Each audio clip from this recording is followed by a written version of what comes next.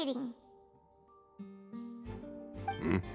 Oh, this location has also been cordoned off because the Magic Troupe members are currently considered prime suspects.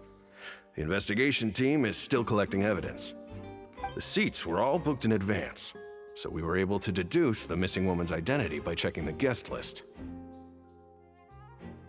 Sure, it's not like this is confidential information.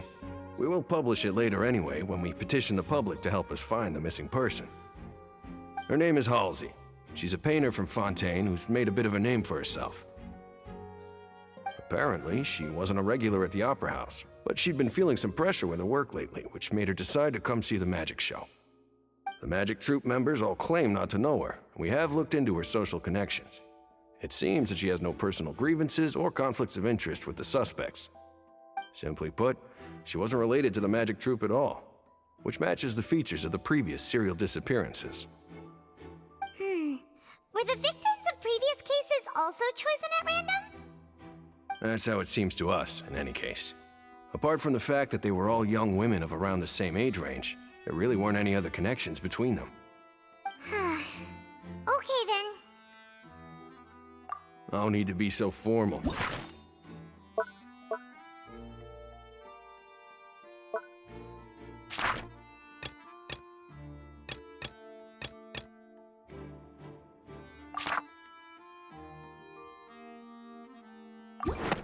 If you do happen to see the missing girl, please be sure to contact us.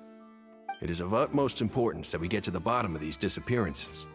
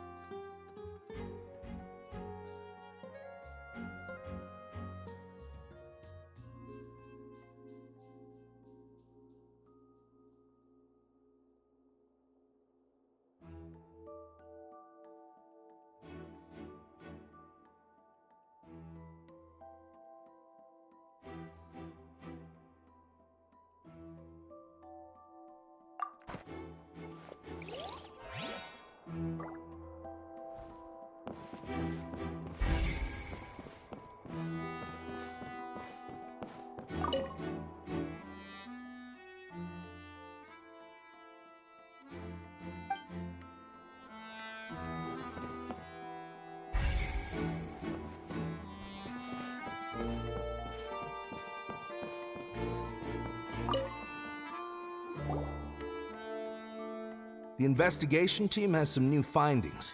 Turns out there's an issue with the random number selector after all. See, I told you. What if the machine picked some big guy's seat? You think the murderer would have still made his move then? Sorry to interrupt, but we're helping Linny and Lynette with their side of the investigation. What were you saying about the number selector? There's something wrong with it? You're trying to help them? That'll be a tall order. Linny used the machine to pick a random member of the audience during his performance, right? The lucky girl that later disappeared. Well, we thought there might be a serious problem with the machine, so we had it taken away for further inspection. It turns out that the seat number it picked wasn't random at all. The machine picks that same number every time. I'm sure you already know that you have to make a reservation in advance to get a seat, regardless of whether it's a trial or some performance. In other words, Linny knew who would be sitting where from the very beginning. That much checks out. Linny reserved our seats for us too. Bet you see why I was saying it'd be tough to make a case for Linny. for Linny's case? Paimon had better write it down.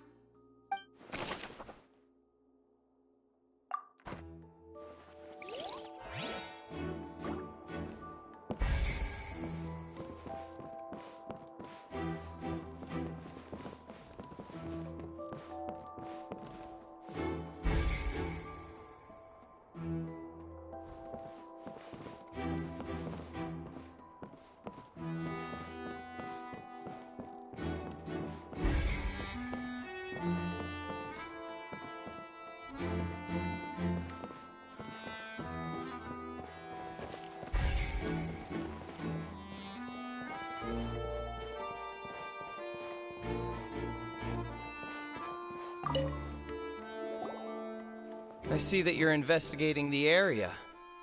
Well, it just so happens that I'm interested too. If you find any new and interesting leads, be sure to share them with me, all right? We don't have too many thoughts yet.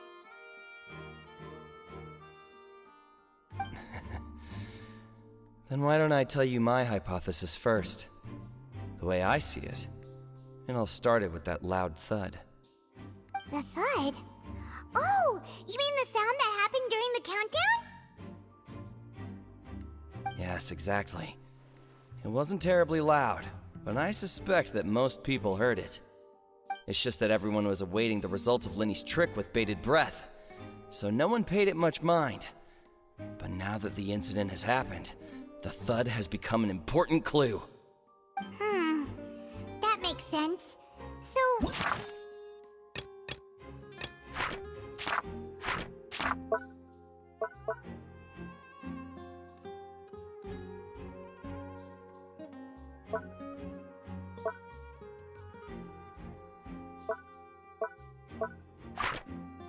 what do you make of it? I'm of the opinion that it may have been the sound of Linny's accomplice. Lynette, perhaps. Jumping atop the water tank, or something like that. And when the pyrotechnics went off, she cut the rope, sending the water tank crashing down. But wasn't the noise we heard too loud for that? Perhaps the balance wasn't right, leading to a particularly rough landing. Oh, that's true. I suppose I must reconsider. That does remind Paimon, though. What was with that sound?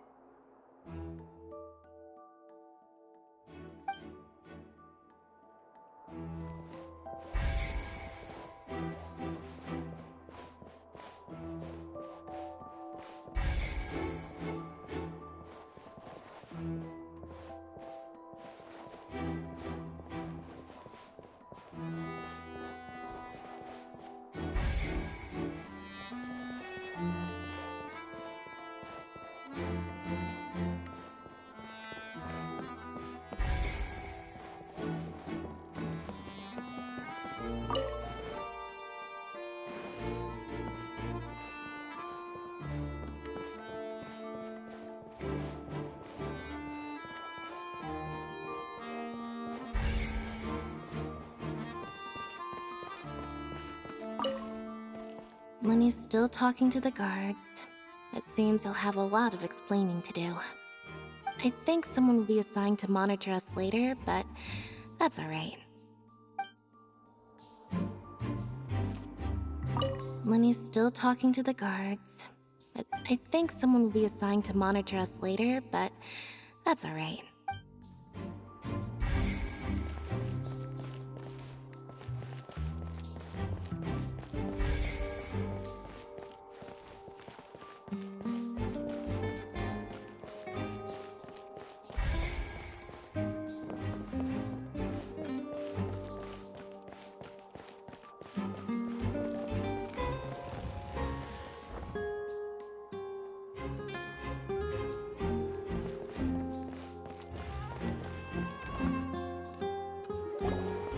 Hey, you!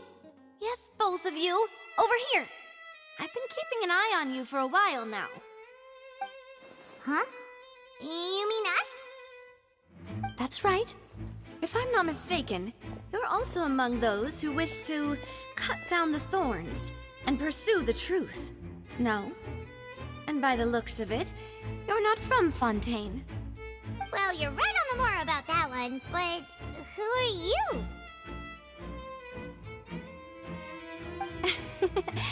Have you never heard of the Spina di Rosula? From mediating disputes and providing protection to solving conundrums, you name it, Spina di Rosula does it. And I, Navia, have the honor of being its renowned president. Though those who play by our rules call me boss.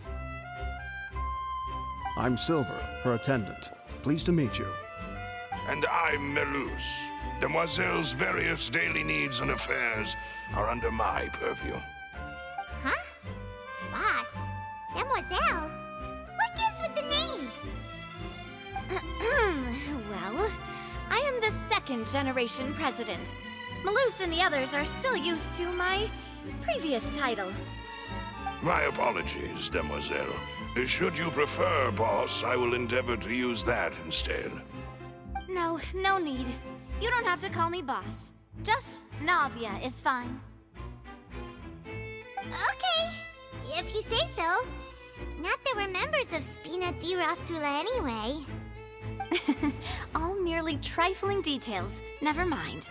Now, back to the situation at hand. That's right. I've always kept an eye on the serial disappearance cases. My interest stems from a matter back from my father's time. Judging from the look of things, I find Linny an unlikely mastermind. Really? We think so too! That's why we're looking for clues now. But how did you come to that conclusion? Intuition, naturally. My unparalleled intuition. Farina sure was quick to point the finger at Linny without any decisive evidence whatsoever, wasn't she? But that's not uncommon for her. If you remember, the Justice had to interrupt her and ask if she was pressing charges just to keep her from getting carried away. Anyway, a trial begins the moment someone levels charges. And, of course, there was no way Farina was going to back down in that situation. Sounds more like you just don't trust the Hydro Archon. Well, what's your opinion? I must admit that she can be interesting at times, but liking her doesn't mean that I'll blindly agree with her. All right, I've answered your question. Now, it's time you answer mine. Wait a minute, did that answer count? Well, I say it does. But don't worry, you won't hear any pointless questions from me. In your opinion, do you think it's right to treat a trial like it's an opera?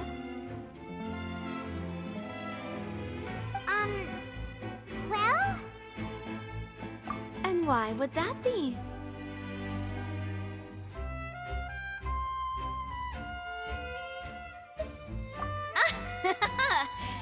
See, Silver and Melus? I told you they'd be different. Most astute of you, Demoiselle. I, too, think that the Traveler's response was most excellent.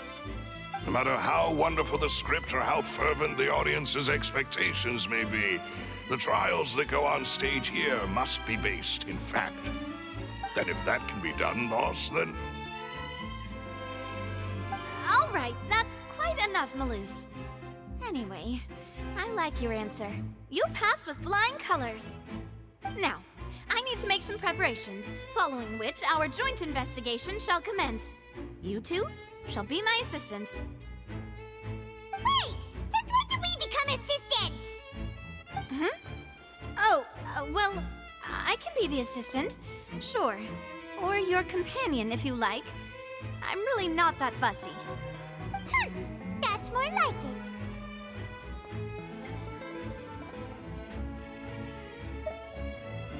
it. Far be it from me to brag, but I believe that Demoiselle's intuition will be instrumental in uncovering the truth. You wish to save a friend from false accusations, and we wish to unravel the disappearances. In this sense, our goals are aligned. You have a point. Huh. You're quite the talker, aren't you, mister? And what about you over there? What do you think? You seem like you've got something on your mind. I have nothing to add. Oh, alrighty then. We'll be making some preparations first. Just be sure to let us know if they start revealing Lenny's tricks. Thanks!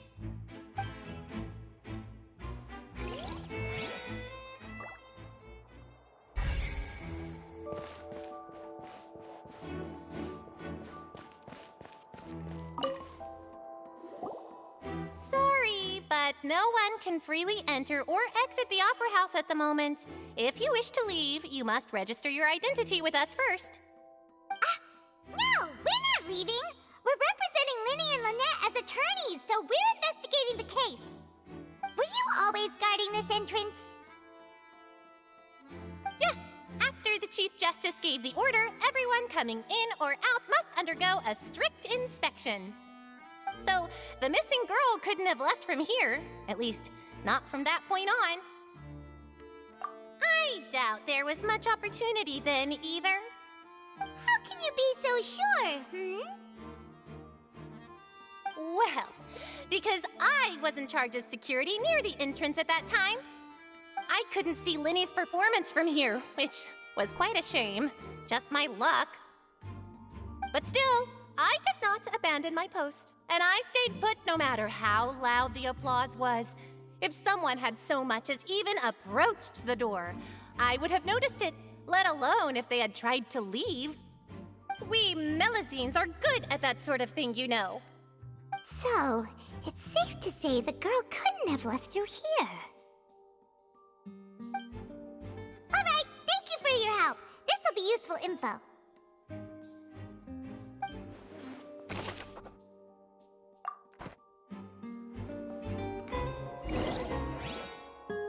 We've checked everything of note here at the performance venue. Paimon wonders how Linny's discussion with the guards is going. Let's go see, shall we? Ooh, things are getting interesting, huh? We're about to see how magic is made.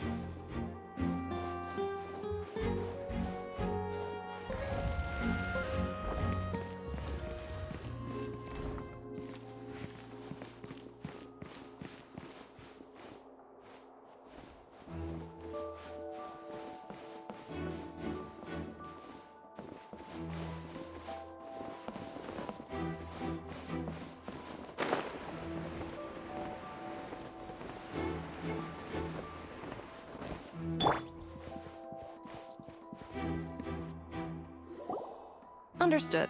Then I will be going with you. Just so you're aware, I will be monitoring your actions and making notes as necessary. Very good. Thanks for being so agreeable. I'd pull a rose out of my hat as a gift for you if I could. You may spare the pleasantries. I'm just doing my job. You've arrived.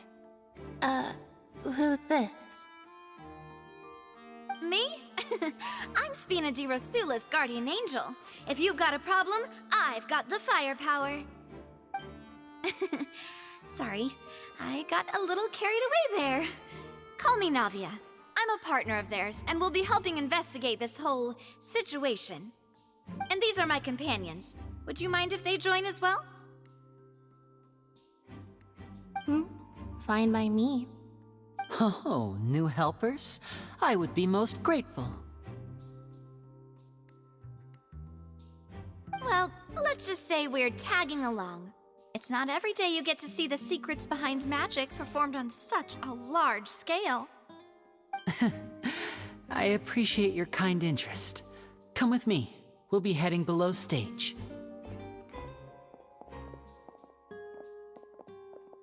Huh? Below stage? Yes, a world of secrets is hidden beneath this magic box, prepared specifically for this switcheroo trick. But before I reveal everything, you should have a look first. Notice anything strange here?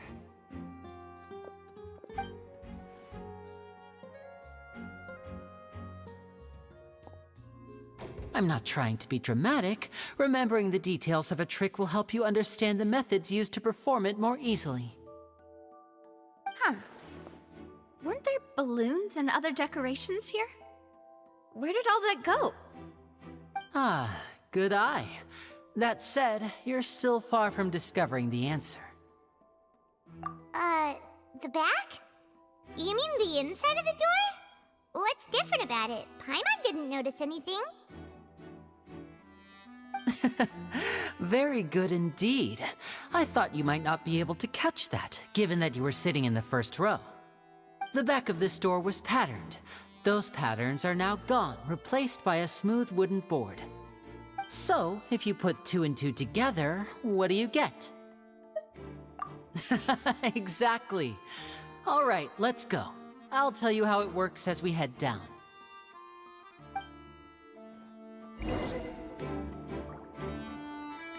Oh, so there was a passageway under the magic box!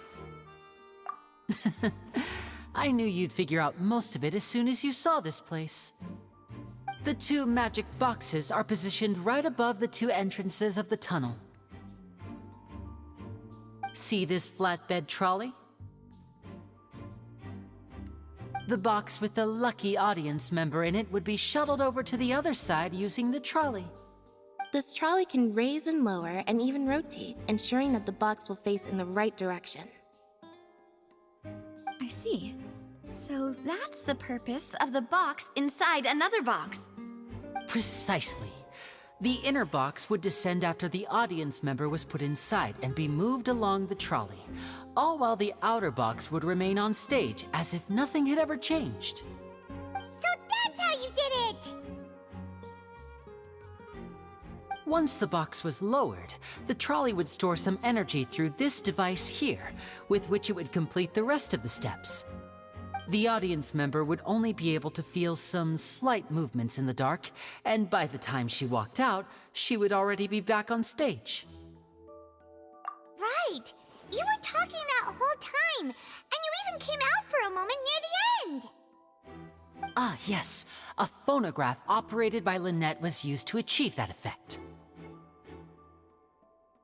My assistant and I had already scripted our conversation beforehand. When the countdown began, I had already gone to the opposite box via a tunnel using that ladder. And what about Lynette? Where was she? I was in the mezzanine space in the back of the box. Oh, interesting! That's how we were able to coordinate Linny's lines with the assistant. And, by the way, I was the one who walked out of the box at the end. I mean, we are twins. All it takes is a change of clothes and no one can tell who's who. And that's my favorite part of this trick. Only Lynette and I can perform it. So that's how it all worked! Wow! Every detail you revealed was more amazing than the last! Lynette would briefly walk out of the box and then go back in, jumping into the tunnel and escaping before the box on the trolley could finish ascending. And then I walk out of the other box in the audience area, and the trick would be complete. The operative word here being would. But as you saw, Cal was in the box, not our audience member. She, on the other hand, mysteriously vanished. We really don't know how that happened. If not for that interlude, this would have been an astonishing trick. I probably never would have figured out how you pulled it off. And yet, to think that someone was able to use this magic trick to commit a crime. Could we have a look around? I think we can come up with some more leads. This is the scene of the crime, so Linny and Lynette are not permitted to stay here. I'll escort them back up. Yes, of course. No need to be so strict now. I won't disappear into thin air, you know. Thanks, everyone. We're counting on you.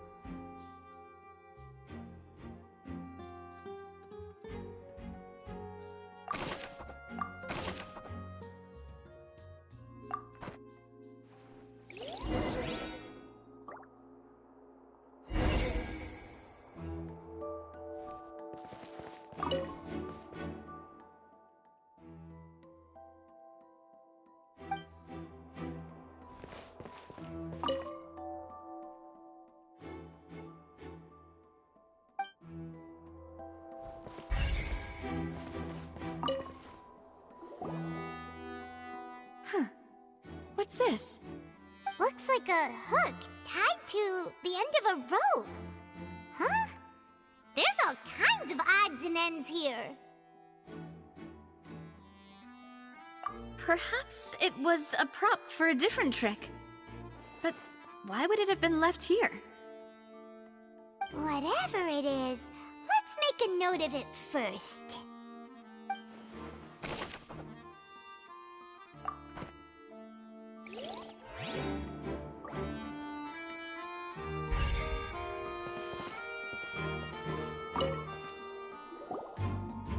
The floor is wet. Please be careful not to slip.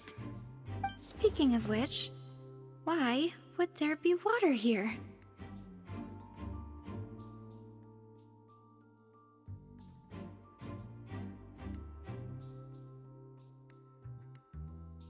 Oh, Paimon knows! It's one of those tricks where you pour water into a jug and then flip the jug over only for the water to disappear? And here's a broken vase. Huh. Did the trolley knock it down while moving? That can't be. The trolley moves along tracks from start to finish. It couldn't have hit the vase at this distance. Let's note this down too and think about it later.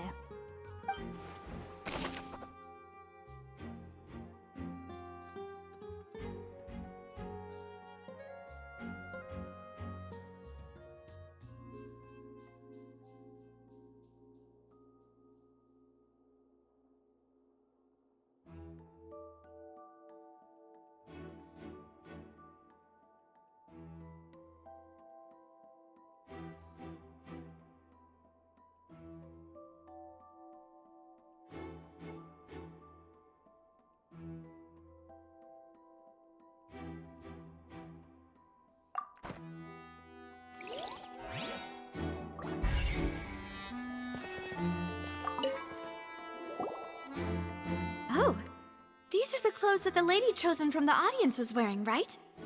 Her clothes are here, but she's nowhere to be found. Right. And do you really need to do that if you're kidnapping them? Ugh, this is so confusing. Paimon doesn't want to be a detective anymore.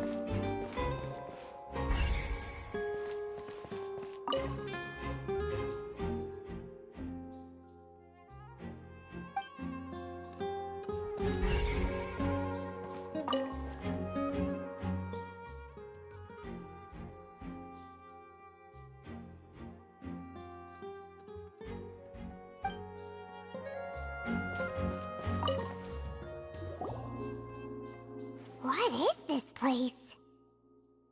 It seems someone could fit through here. Huh. Could this have been the suspect's escape route? Alone, perhaps. But if they had to pull another person with them, the space would be too narrow.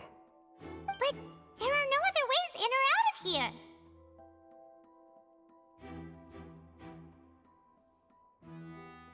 Oh, you're right! Let Paimon write that down.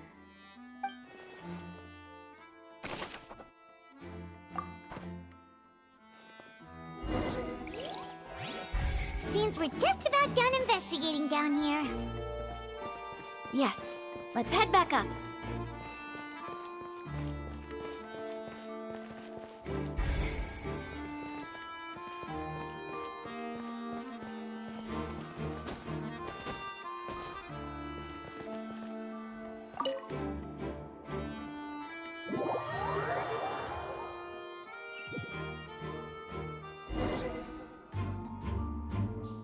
Well, we've ascertained the state of the crime scene.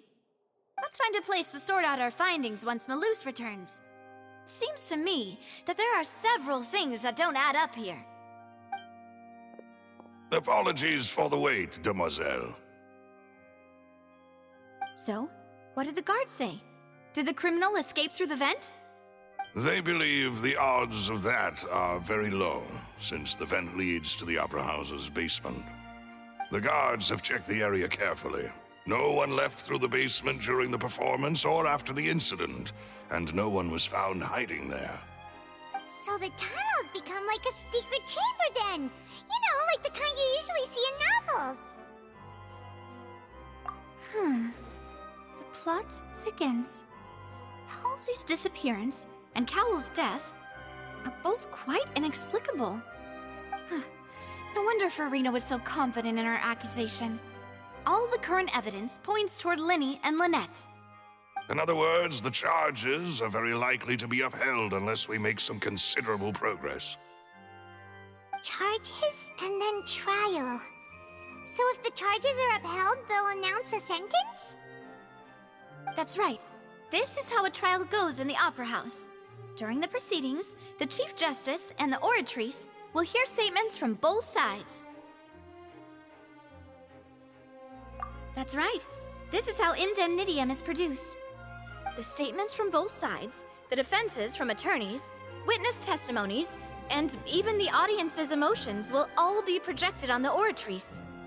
To put it simply, it's as if the Oratrice has its own will, and is a judge in its own right.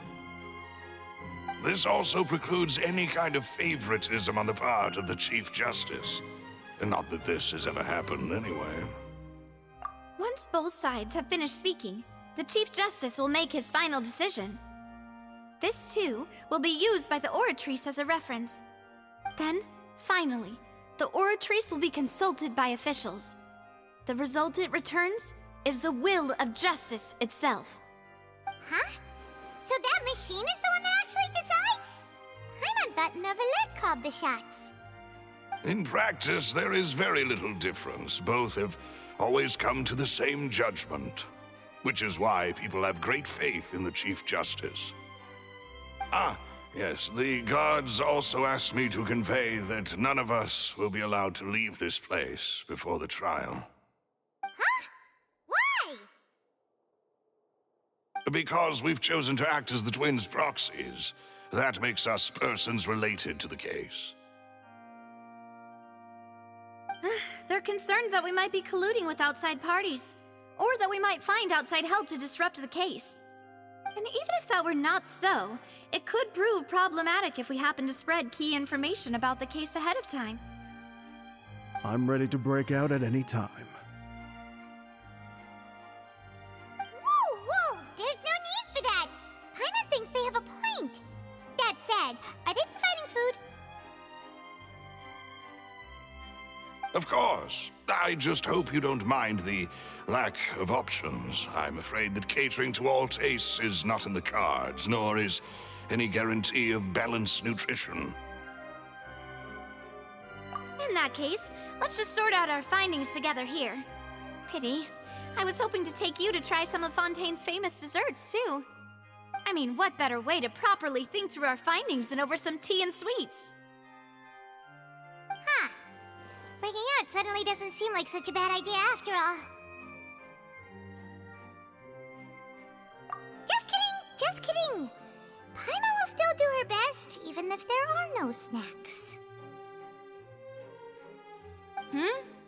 What do you mean, no snacks? Of course we'll have snacks. If we cannot buy some, then we'll simply make some. Huh? Here? But how? Understood, Demoiselle. Everyone, please come with me.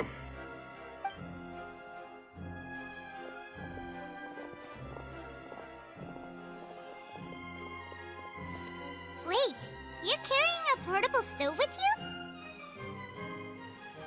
Yes, I must be prepared to meet the Demoiselle's baking needs whenever the fancy strikes her. I have eggs, sugar, and almonds at the ready.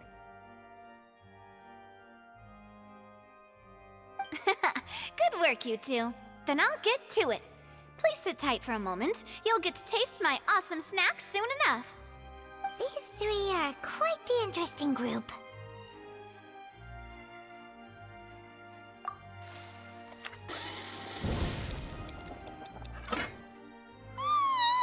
And Paimon thought it smelled good while it was still in the oven!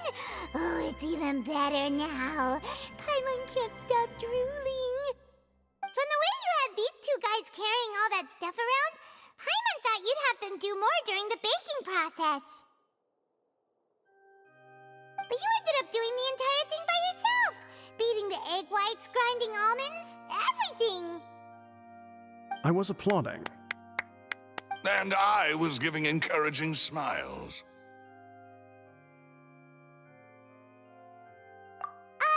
Paimon was just thinking, aren't you worried about getting your fancy dress dirty beating egg whites and baking like this? Well, I don't think it's carved in stone anywhere that fancy ladies can only read books, sip tea, ride horses, and play the piano. I just really enjoy making snacks. Don't underestimate beating egg whites, by the way. It's a real arm workout. You also need to beat them to just the right consistency, or your macarons will crack. Anyway, give these a try, fresh out of the oven. There's 3 for each of us. Only 3? Well, eating too many sweet treats might send all that sugar to your head. You wouldn't be able to think clearly about the case on a sugar rush, would you? Tea is ready to be served as well.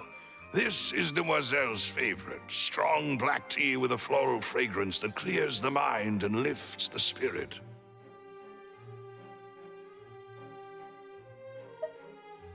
No need for concern. I'm merely doing as I should.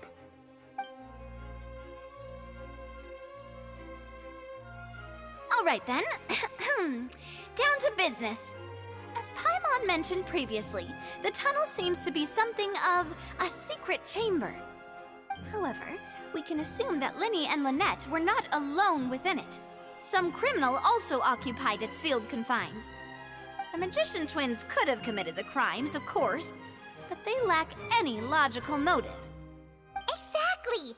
Why would they do such a thing right when everyone was watching? The flower vase and the thud we heard during the performance could indicate some altercation between Halsey and the criminal in the tunnel, resulting in the shattering of the vase, the discarding of her clothes, and her abduction. Perhaps the criminal thought that since she was chosen from the crowd, she would be too easy to identify if she was still wearing the same clothes. Paimon thinks that makes sense, but the real trouble is... True. None of the clues we found thus far support the existence of this third person. But the only people left to consider are both technically victims, whether it's the missing girl, Halsey, or poor Cowell. Huh. Could Halsey have secretly made modifications to the magic props in order to murder Cowell before making her escape? That's right. And even if she had tampered with the setup, she would need to understand the entire trick to pull it off. Nor does she have any motive. The guard said that she has never had any dealings with the Magic Troop's members. Were we not thorough enough in our search?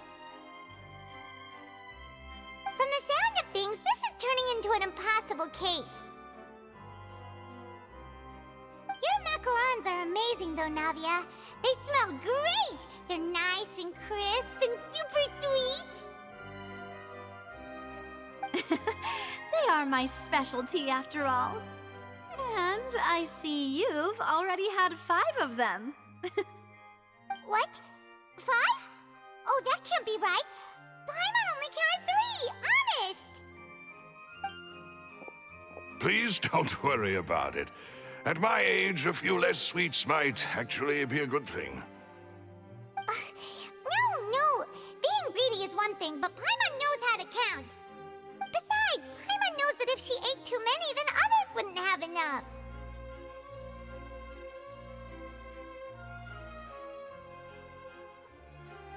Wait, even you don't believe Paimon? How could you? If Paimon ate those 2 extra macarons, then may they turn into stone in her stomach! All right, we get it. Well, I suppose one of us might have gotten too engrossed in our chat and eaten them by mistake. No big deal. Maloose, set up the stove again if you would. Huh? What are you doing? Making sure everyone gets 3 macarons, of course. Exactly. We don't want to trouble you. As you wish, demoiselle. And I have the egg, sugar, and almonds. Well, this really is your hobby, huh?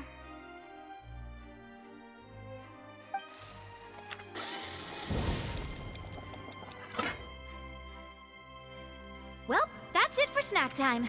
I'm going to have another look around the area. I don't know what we're looking for yet, but we've still got some time. As attorneys, I suggest the 2 of you think the case over again. It would be awkward if you got all tongue-tied on stage during the trial. All right, thanks for your help and for the snacks. It was nothing. A small task for the Spina di Rosula. Silver, Maloose, it's time to go. I'll be back if I find anything new.